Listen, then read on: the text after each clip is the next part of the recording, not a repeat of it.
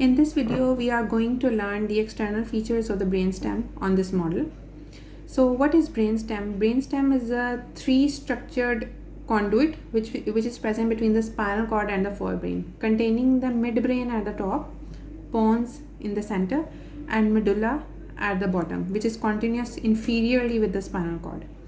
So this is the anterior view of the midbrain, pons, and medulla, and this is the posterior view of the midbrain, pons, and medulla. At first, we are going to study the external features of the medulla. First one is this anterior median fissure, which is continuous inferiorly with the anterior median fissure of the spinal cord.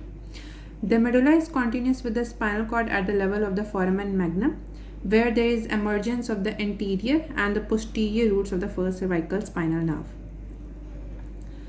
Okay, so just lateral to the anterior median fissure, these prominences are pyramids, which are produced by the underlying corticospinal fibers. And at the lower end of the medulla, these corticospinal fibers, they decussate to form the pyramidal decussation. Just above this decussation here, there is emergence of the anterior external arcuate fibers, which wind laterally and they go to the cerebellum. Lateral to the pyramid, this prominence is known as the olive, and these elevations are produced by the underlying inferior olivary nucleus. Between the pyramid and the olive, this groove shows the appearance or the emergence of the 12th cranial nerve, which is the hypoglossal nerve.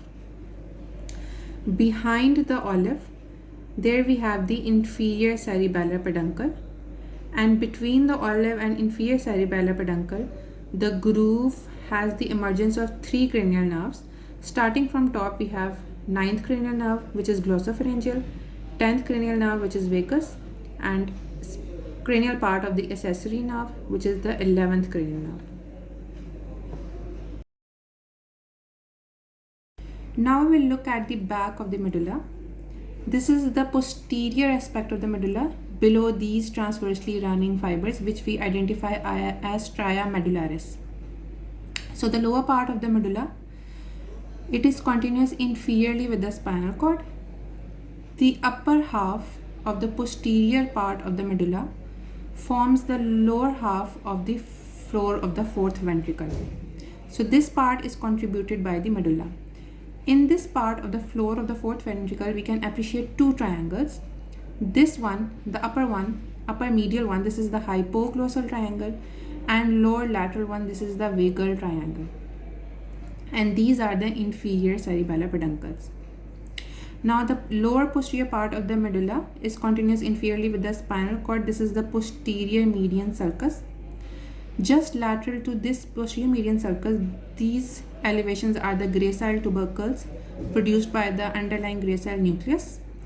Just lateral to this, cuneate tubercle. So gracile tubercle medially and cuneate tubercle laterally.